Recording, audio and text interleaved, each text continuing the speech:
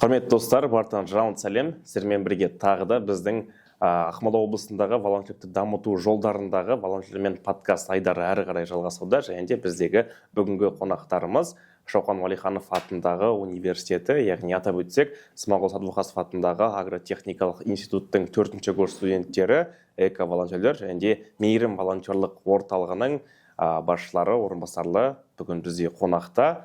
Ол бізде Мұталапова Жібек және де Жүнісбек Ұлдана. Қош келдіңіздер біздің айдарымызға, подкастқа. Бүгінгі күні сіздермен бірге өңіріміздегі жалпы өздеріңіздің волонтерлық жаңа қызықты бір өздеріңіздің бастарыңыз өткен барша тарихи қызықты мағлұматтармен танысатын боламыз. Ең алғашқымен өздеріңізді таныстырып өтсеңіздер. Барлықтарыңызға сәлем. Менің есімім Жібек. Мен Шоқан Уәлиханов университетінде 4-ші курс студенті боламын.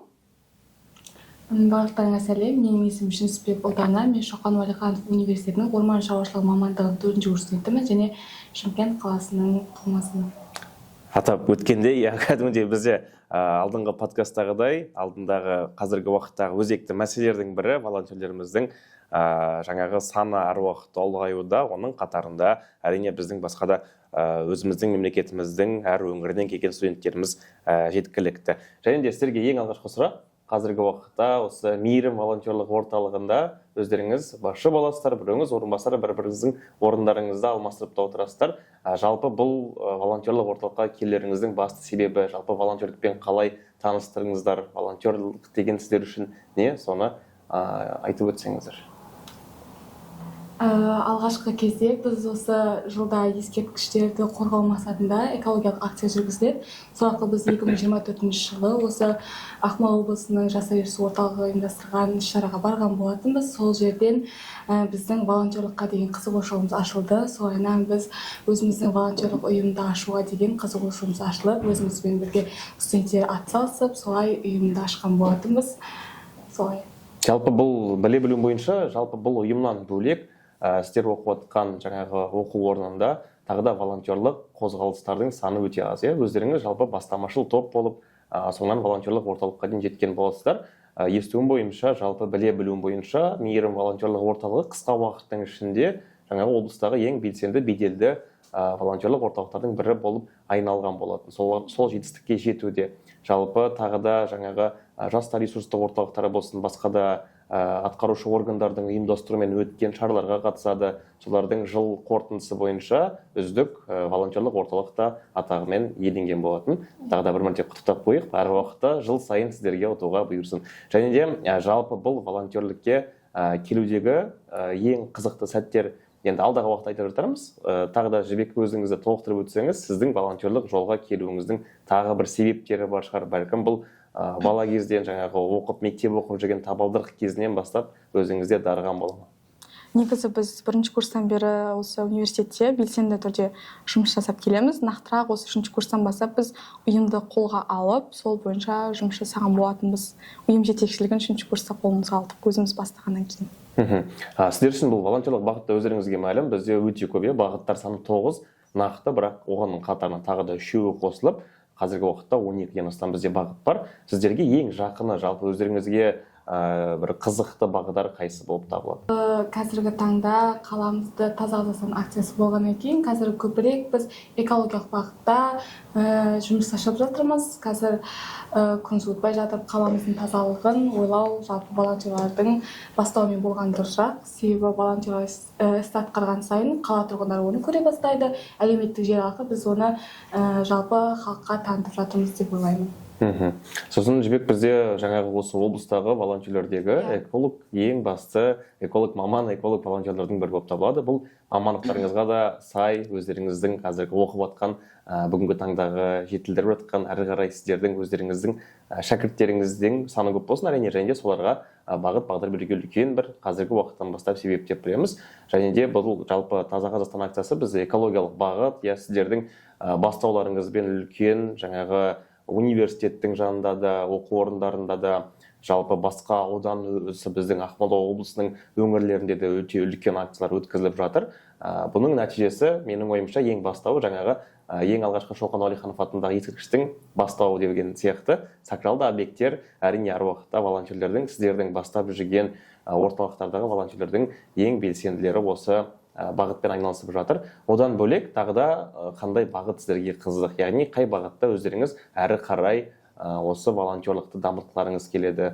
Тағы да оның қатарында жаңағы балалар үйіне барғанымыз бар, сіздермен бірге. Сол жайлы айта кетсеңіздер. Біз Ақмола облыстық шаңсыз кәмелетке толмаған орталығымен көбірек жұмыс жасаймыз. 2 жыл көлемінде біз ол жерге 2-3 мәрте бардық десек те болады. Ол жақтағы балалармен араласу, сол жердегі көңіл көтеру біздің студенттерімізге өте қатты қызық. Ол жерге барамыз деген бастама. Білуімше, сол шаңсыз жаңағы кәмелетке толмаған психологиялық тұрғыда қолдау орталығында балалардың саны жеткілікті. Сол жаққа сіздер концерттік бағдарламамен барасыздар, азық-түлік себеттермен қамтамасыз етесіздер. Және де осы кездегі бір қызықты сұрақ, сол сәттегі эмоциялық тұрғыда өздеріңіз қалай жаңағы күрес деген өте үлкен болатын шығар. Сондай бір эмоционалдық тұрғыда өздеріңізді қалай жетілдіресіздер, қалай өздеріңізді басасыздар?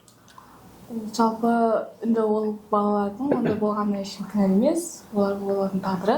Бірақ дегенмен де онда біз эмоцияға беріліп, олардың жағдайын түсініп, олардың қасында жылап, истерика көрсетудің қажеті жоқ. Себебі біз жай ғана ол уақытта балалардың көңілін аулау үшін барамыз. Сол себепті біз барар алдында студенттерімізге психологиялық жағын түсіндіріп айтамыз. Яғни осылай болмайды, сендер онда ол балаларды көңілін көтеруге барасыңдар. Онда оларға аяушылық танытып, андай мінез құлық көрсетпеңдер деген сияқты алдын ала айтамыз. Солай барынша балалардың көңіл күйін көтеруге, олармен ойнауға, оларға жалпы максимально көмектесуге тырысамыз. Ал сонда сіздер әр шара сайын, яғни бір қатысатын шараның алдын ала өздеріңіздің волонтеріңізге бір сабақ өткізесіздер, жинап, мысалға олардың қатарында жалпы сол жерде жинау жағы қалай сіздерде, қандай қызықты сәттер бәлкім сол жиналыс уақытында бола ма екен? Ол жерде тағы да жаңағы оларды алдын ала үйретуден бөлек қандай мысалға мәселелер талқыға салынады? Осы соңғы жылда балалар үйіне сол шаңсызға барған сәтте бізде бір студентіміз ұсынған болатын. Осылай балалар үйіне барсақ, менің дайын бір сценариім бар деп, солай сол студентке тапсырдық. Сен қалай жасағың келеді, солай жаса, біз саған тек қана қолдау береміз дедік. Ол өзінің ертегі арқылы барам деді. Солай студенттерге айтты, кім қатысқысы келеді, кім қолдау бергісі келеді деп, солай студенттер жиналды. Сол жерде жатақханаға бір аптаның ішінде барып, күнде кешкісін дайындалып барлығымыз солай сценарий арқылы барған болатынбыз. Жаңа өздеріңіз айтып өткендей, балалар үйіне арнайы өздеріңіздің волонтерлық орталықтағы белсенділеріңіздің бірі ұсынған болатын алдын ала сабақ, жаңағы алдын ала соларды дайындаудан бөлек сіздер жалпы шараларды да талқыға саласыздар, қандай шара жасаймыз, қай бағытта қозғаламыз деген сынды.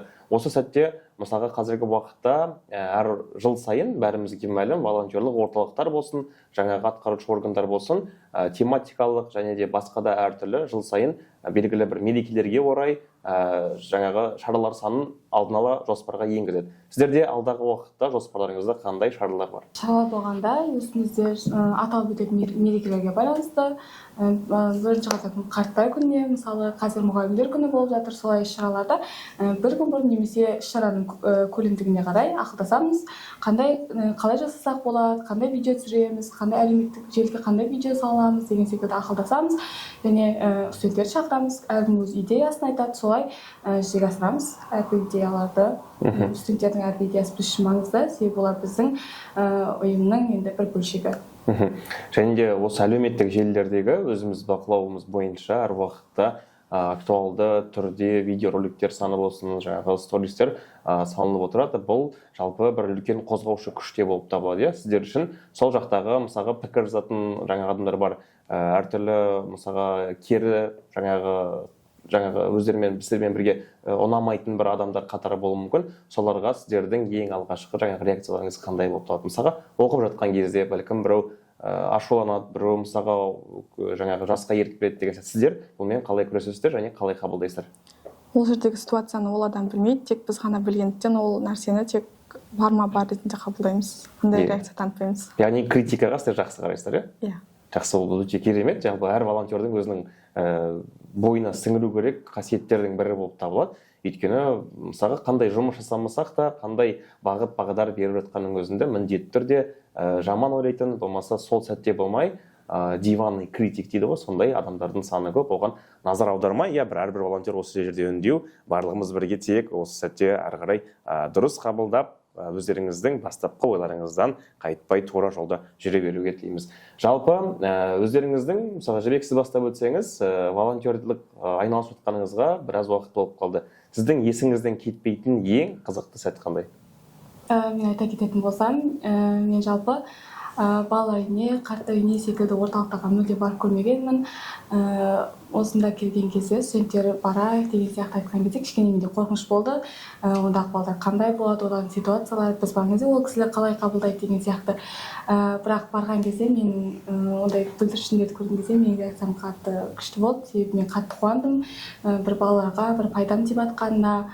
Мен үшін есте қаларлық сәт сол ең алғашқы балалар үйіне барған кездегі сәт. Яғни есіңізден ешқашан кетпейтін, мәңгілік есте салатын бір жылы естеліктердің бірі болып табылады.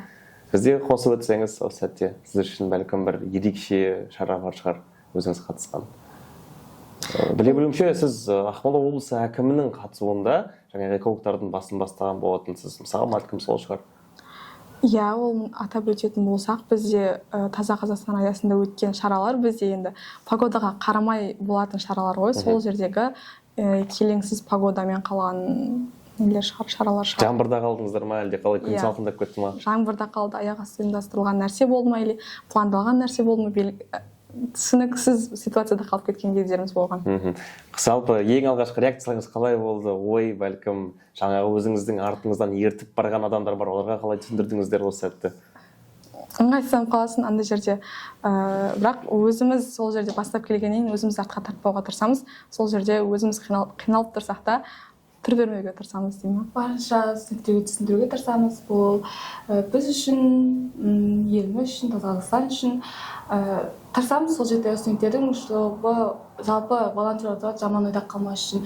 Волонтер болып жүргенде біздің ұйымда студенттеріміз бар, бірақ ұйымда жоқ студенттер біздің студенттер кішкене андай қарайды да, а что не алып жүрсіңдер, сендерге пайдасы бар ма, сендерге пайдасы тиіп жатқан жоқ қой деген сияқты кішкене кертартпа әңгімелер болады. Бірақ оған қарамай біз оған барынша түсіндіруге тырысамыз. Сендер бірден көрмейсіңдер оның жетістігін. Уақыт өте келе көретін нәрсе ол. Мысалы бізде осылай 3 жыл болсын, 2 жыл болсын жүргенмен біз бірден көрген жоқпыз. Тек қызығушылықпен келеміз. Солайынан аяғында мысалы еңбегіміз жемісін көреміз. Солай арқылы мысалы облыс әкіміне алғыс хат алдық, ол біз үшін мысалы үлкен құрмет. Солай барынша түсіндіруге тырысамыз ситуацияда. Мысалы жаңбырда қалсақ та, қарда қалсақ та біз ол жерден қашып кетпейміз ситуацияда. Олардың жанында түсіндіруге тырысамыз. Олармен бірге біз жаңбырдың астында да, қардың астында да қалуға жалпы тырысамыз. Яғни өздеріңіздің волонтеріңізбен отқа да күйге де деген сияқты ғой. Әрине өте керемет. Әрбір басшы осындай болса екен деп тілейміз. Және де тағы да бір өзіме іліп алғаным сіздердің, яғни критикалық бір жағдай болып қалса, шешімін тез табуға жаңағы жолдарын алдын ала іздеу сияқты мысалға жұмыстарыңыз да бар екен. Өте жақсы, керемет. Жалпы осы волонтерлықтың тағы да бізде айтып өтетін жайт, мысалға әр кезде өздеріңіз жаңа айтып өткендей жемісін көреміз деп жатсыздар. Ол жерде алғыс хаттары бар, басқа да әртүрлі жаңағы бұл подкасттың басында да айтып өткендей марапаттар бар. Содан бөлек жалпы волонтерлерге, яғни сіздер бәлкім олардың өздерінің жаңағы бос уақыттарын тиімді, қызықты пайдалануға бірдеңе ұйымдастырасыздар ма? Жалпы өздеріңіз топ болып жиналып, бәлкім бір серуендеу болсын, басқа жерге бару, сол сіздер үшін қалай өтеді, олардың мотивациясын қалай көтересіздер, уақыттарын қалай табасыздар деген сияқты. Студенттермен әлеуметтік сайын жиналамыз ғой, сол кезде барынша тату-тәтті ұйымшылдық болу үшін арасында трейдингтер ойнап тұрамыз, бірге уақыт өткізуге тырысамыз, әңгімелесеміз. Олармен біз студент ретінде, бізден кіші ретінде емес, дос ретінде қабылдағымыз келеді. Бізбен неменетін әңгіме айта алса, бізге проблемаларын айта алса деген сияқты. Солайынан жалпы пайдасын тигізетін істерді көбірек көрсетуге тырысамыз.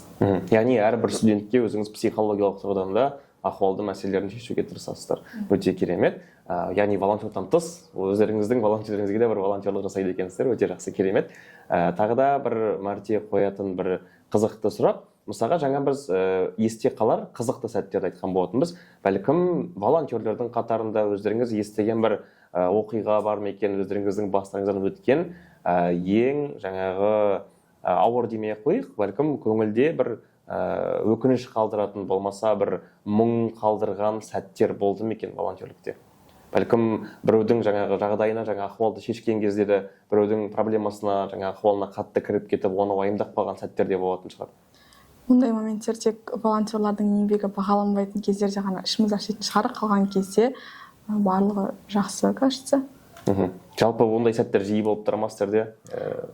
Қалай қарайсыздар? Иә, кейде жанымызда жүрген подругаларымыз, достарымыздан естиміз. келемде қалып жатады, кейде жасаған еңбектеріміз, бірақ оның барлығын біз өзіміз үшін жасаймыз ғой.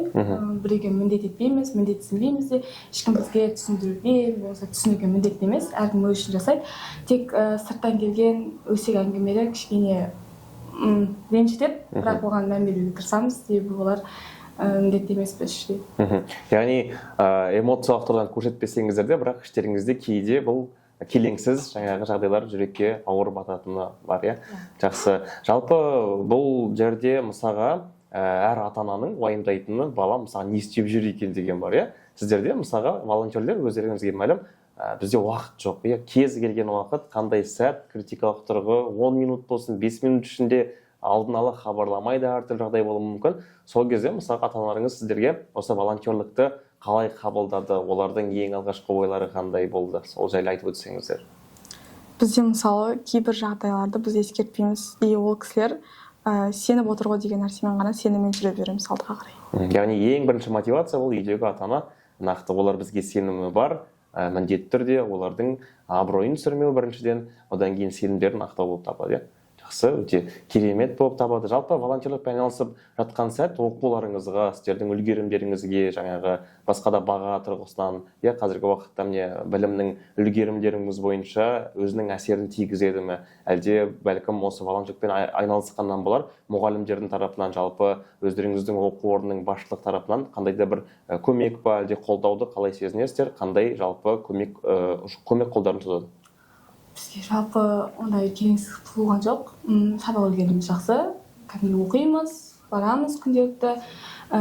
Белгілі бір волонтерлікпен шаруаға баруымыз керек болса, түсіндіреміз, ол кісілер бізді түсінеді, үнемі қолдау көрсетеді. Кураторымыз бізді Инстаграмның жұлдыздары деп атайды. Ол бізге кішкене приятно болады. Керемет сезінеміз өзімізді ондай сәтте. Бірақ келеңсіз де болған жоқ. Әлі күнге дейін түсінеді, қолдау көрсетеді. Корпусымыздың директорлары да, мұғалімдер де. Оған біз алғыс айтамыз, бізді түсініп, осындай қолдау көрсетіп жатқандарына. Солай.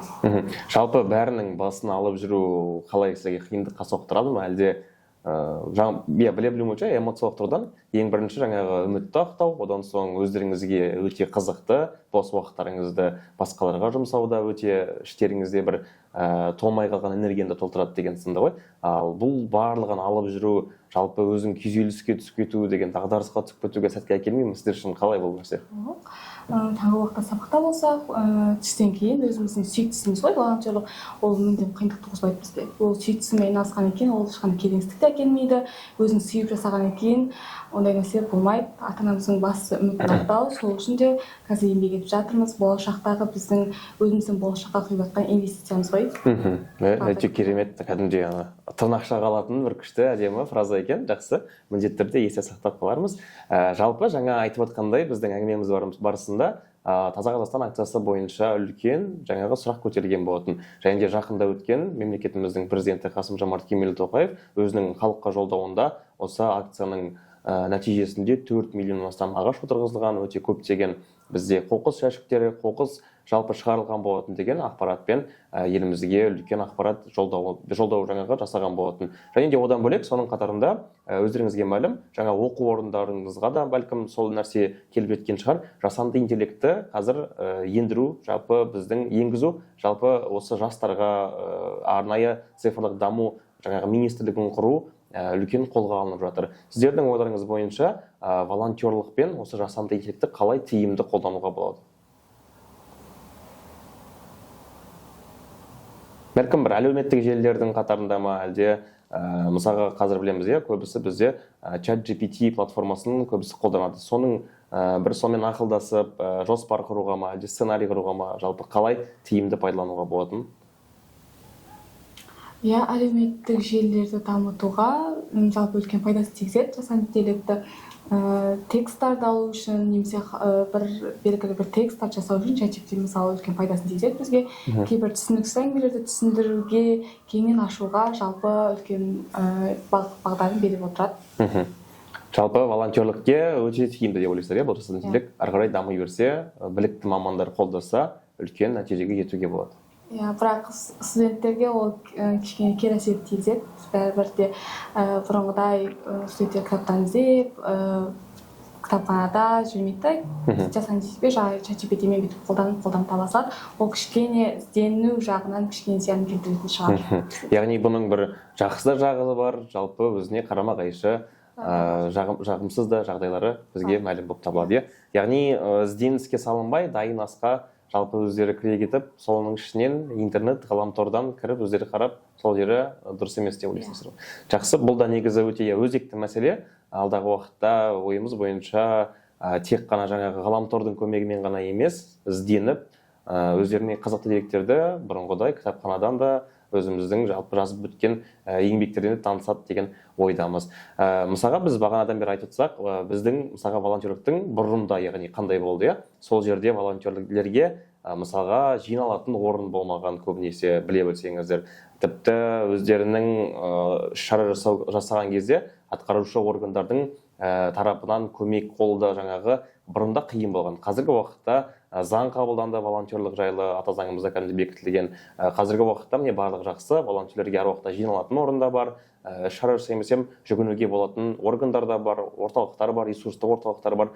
Жалпы бұның бәрінен өте кетсек, алдағы уақытта, яғни сіздерден кейінгі жаңа буынның алдағы уақытта болашақта волонтерлікті қалай көресіздер? Жалпы қандай өзгерістерге дейін, қандай жетістіктерге дейін жетуге болады деп ойлайсыздар? Бәлкім ол еліміздің жаңағы әлемдік аренада өзінің жетілдіре ме екен, әлде жалпы волонтерлікті басқа да қыр-сырынан танытуға бір мүмкіндіктер бола ма, қалай ойлайсыздар?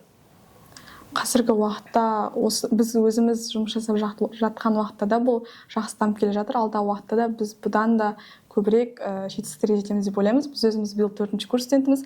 Бізден кейін мейірім универден бөлек, может, бұдан да қоғамдық белсенділік ретінде де танылуы мүмкін.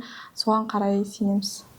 Яғни алдағы уақытта волонтерлік дегеніміз, мысалы көбісі ойлайтындай ерігіп жүргендер деп те көбісі ойлайды, одан бөлек белгілі бір қоғамдағы ең бір белсенді, жаңағы бір менменді шенеуніктердің қатарында тұратын бір сол деңгейлес болады деген ойдасыздар жалпы. Өте керемет. Біздің де ең басты тілегіміз әрине сол, әр уақытта волонтерлеріміздің еңбегі еленіп, осындай жетістіктерге жете беруі өте біз үшін алдағы уақыттағы бір тұрақты жоспардың қатарында болып табылады. Жалпы волонтерліктен тағы да бөлек өздеріңіз қандай іс-қимылмен айналысасыздар? Яғни жаңа атап өткендей, оқу орындарында өздеріңіз сабақ жаңағы өтіп, сабақтарыңызды оқып болғаннан кейін бос уақыттарыңызда волонтерлікпен айналысасыздар. Ал одан бөлек тағы да қандай нәрсемен айналысқан ұнайды сіздерге? Бәлкім бір басқа қызығушылықтарыңыз бар ма? Басқа қызығушылығымыз достарымызбен көбірек уақыт өткіземіз. Солармен, өйткені біз оларға уақыт таппаймыз. Содан кейін қолымыз босай қалса достарымызбен уақыт өткізуге тырысамыз. Студенттік шағымызды барлық жағынан алып жүруге тырысамыз. Жалпы волонтерлік бағыттар жайлы сөйлескен болатынбыз жаңадан бері. Өздеріңіздің университет тарапынан қолдау бойынша да қызықты сәттер жаңағы барлығын қамтыған болатынбыз. Және де бұл сәтте сіздердің мысалға әрбір волонтердің өздерінің мысалға сүйікті бағытынан бөлек тағы да ойларын қосып жаңа бағыт ашқылары келіп жатады. Біреулер мысалы осындай шара ұйымдастырса екен дейді. Сіздер өздеріңіз қандай шараны ұйымдастыру бір алдағы жоспарда бар? Бәлкім ойда бар, бірақ өкінішке орай ресурс болмай тұр ма, уақыт болмай тұр ма, қолдау болмай тұр ма? Қандай бір шара бар? Меніңше, мен өзім жануарларға жақынмын, жануарларды қорғау мақсатында. Нақты бір қазір қолдап жатыр ғой, бірақ нақты оландай аса бір қатты емес. Даммай жатыр. Бізде айпақшы Көкшетау қаласында жалпы Ақмола өңірінде бізде біреу ғана сияқты, яғни приют бар ғой, жалпы жаңағы бездомный, үйсіз қалған, жаңағы белгісіз жаңағы белгісіз ортада жүрмеген көптеген жануарлар бар, дұрыс па? Соларға арнайы приюттар бізде біреу ғана болған. Осы Краснояр шағын аумағында қазір білем бойынша оның да жалпы жауып тастаған болатын. Жалпы осы нәрсені сіздер жоба ретінде алсаңыздар да өте керемет болатын сияқты. Алдағы уақытта атқарушы органдар бұл подкастты көріп, бәлкім сізге қолдауды көрсетіп қалар. Арнайы жоспарларыңыз болса тіпті керемет болады. Сізде бәлкім өзіңізде тағы да қандай шара бар? Волонтерларға ауқымды форум ұйымдастыру шығар, республикалық, бәлкім облыстық. Солай волонтерлықты кеңінен таныту, олардың қандай жұмыстар жасағаны жайында, қандай бағыттар бойынша жалпы әлеуметтік желілерге көрсетіп, таныту, халыққа көрсету, олардың қандай жұмыс атқарып жүргендігін жайында үгіт насихат секілді іс-шаралар жүргізу шығар. Жалпы бізде осы жақтағы жаңағы волонтерді қолдау орталығы фронт офисімен бастапқы жоспар бойынша жаңағы үгіт насихат жолдар ретінде біз қазіргі уақытта телевизиялық тұрғыдан да жаңағы волонтерлікті көрсеткіміз келіп жатыр.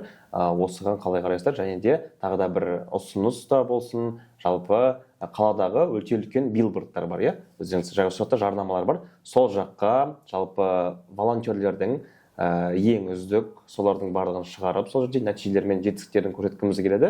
Және де автобустарда, жалпы басқа да көп адам жүретін машиналарда волонтерлердің проекттерін, жобаларын да көрсеткіміз келеді. Сіздер қалай қарайсыздар? Бәлкім осыған қосатын бір ойларыңыз бар шығар. Негізі жақсы идея.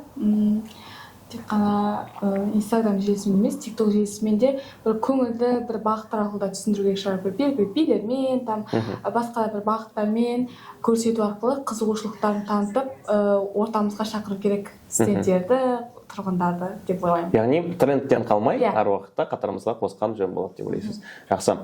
Жалпы сіздер айтып отқандай, жаңағы волонтерлік форумдардың саны бізде қазіргі уақытта азайып қалды. Бұрынғы алдыңғы жылдары өте көп, тіпті шетелдермен жасап жатқан шаралардың саны да көп болған. Келесі жылы жалпы осы ТМД елдеріндегі волонтерлік жылы болып бекітілген болатын. Содан сіздер қандай нәтиже күтесіздер? Бәлкім международный, жаңағы халықаралық басқа мемлекеттердегі форумдардан қандай бір тәжірибе алмасу ма, жобалар алмасу ма, сол мысалға қызықты болып табылады. Иә, мүмкіндік болса барлығын қолданып көру керек.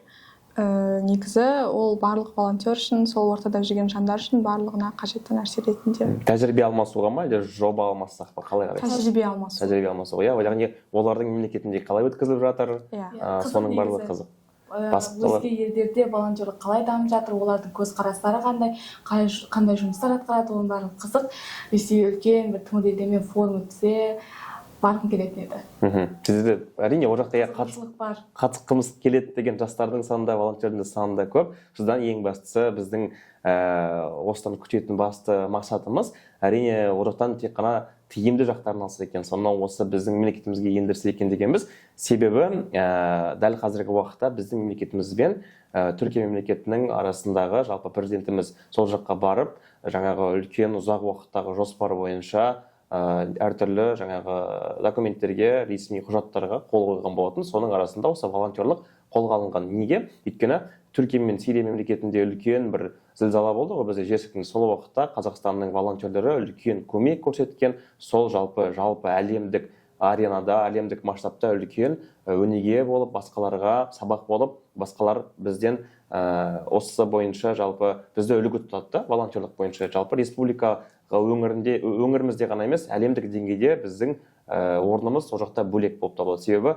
оқу орындарына шетелге түскен кезде осы волонтерлікті үлкен қатты аса мән беріп, бір плюс болып табылатын болады. Сол жерден Түркия мемлекетімен қазір бізде Қазақстанның арасындағы достастық бойынша волонтерлеріміз 10 күн сайын, яғни Қазақстанға Түркияның 10 волонтері келіп, біздің мемлекетіміздікмен танысады, біздің 10 волонтеріміз сол жаққа барып танысып жатыр. Ал сіздер қандай тағы мемлекеттің волонтерлық жұмыстары қызық болып табылады? Бәлкім осы әлеуметтік желілерден біреудің бір акцияларын көрген боларсыздар. Ресей мемлекеті, ол жақтікі де қызығырақ. Әлеуметтік желіден көріп тұрамыз, жалпы олардың акцияларын, әлеуметтік желіде жасап жатқан жұмыстарын, сол жақ шығар. Жалпы бәріміздікі ұқсас бір-бірлеріне, бірақ бәрібір көзқарастарымыз бөлек, иә? Көзқарастар әртүрлі. Иә, ол жақтың да бәлкім адамдарының жалпы хейті, былай айтқан кезде критикасына қалай қарайтын әрине баршамызға қызық болып қалады. Бірақ өз басым жалпы Америка құрама штаттарындағы да волонтерлық қозғалыстардың жалпы масштабы өте үлкен болып табылады. Олар жалпы штаттардың басын қосып, үлкен жаңағы қозғалыстарға, жастардың үлкен бір мемлекеттің жалпы заңын өзгертетіндей де бір қозғалыстары бар. жалпы біздің мемлекетімізге бұндай қозғалыс керек пе? Бұндай жалпы атқарушы органдардан, жалпы үкіметтен қолдауды күтесіздер ма? Оның нақты пайдасы қандай деп ойлайсыздар? Нәтижесі керемет болатын шығар, себебі ол үлкен мемлекет, ақш дейтін, ондағы белгілі нелермен пікір алмасатын болсақ, онымен әрине нәтижемен келу керек. Онда үлкен масштаб бар, бәрі белгілі. Ондай жобалармен алмасу жалпы үлкен бір өзгерістерге алып келетіні анық. Жалпы әрине басқа мемлекеттермен осындай шаралардың біздің мемлекетімізге келген жақсы, ал біздің өңіріміздегі волонтерлықтың дамытудың ең басты факторлары, жолдары қандай деп ойлайсыздар? Негізгі жоғары жақтардан бізге әрқашан көмек қажет, сондықтан ол жақпен де мына жақпен де тәжірибе алмасу біз үшін маңызды, ол әрбір үшін қажет деп ойлаймын. Яғни волонтерлікті дамытудың қозғаушы күші осы болып табылады деп ойлайсыздар?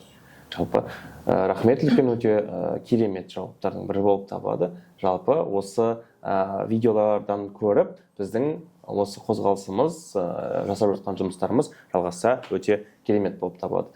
Және де осы волонтерлық бағытымыздың әлеуметтік желілерден тыс бізде кәдімгі халықтың, яғни өзінің ойын ашық еткізеді. Көшеде бәлкім естіп жатқан жандар бар шығар. Сіздердің жұмыс істеп жатқан кезде волонтерлерден бөлек кісілер акцияға қатысады ма? Және де олардың қалай татасыздар? Бәлкім біреу үгіт насихат жолдарын жүргізе ме? Әлде адамдардың саны өздері келіп қосыла ма?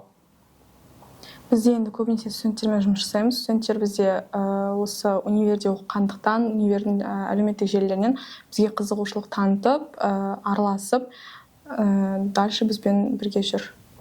Ал жаңағы плогингтар, сенбіліктер жасаймыз ғой, сол уақытта кәдімгі өтіп бара жатқан адамдар қосыла ма бұл қатарға? Иә, қала тұрғындары да.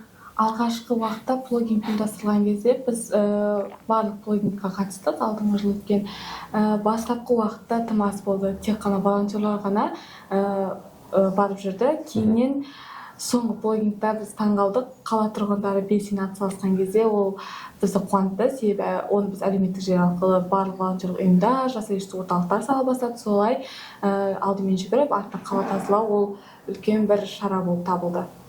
Яғни бұған жаңағы басынан бастап айтып жатқан атқарушы органдар дейміз ғой, соның үкімет тарапынан қала әкімі, бізде Әнуар Қайыргелдіұлы Күмпекеевтің бастауымен осындай плогинг үлкен бізде жоғары деңгейдегі жұмыс, жоғары деңгейдегі экологиялық акция болып табылады.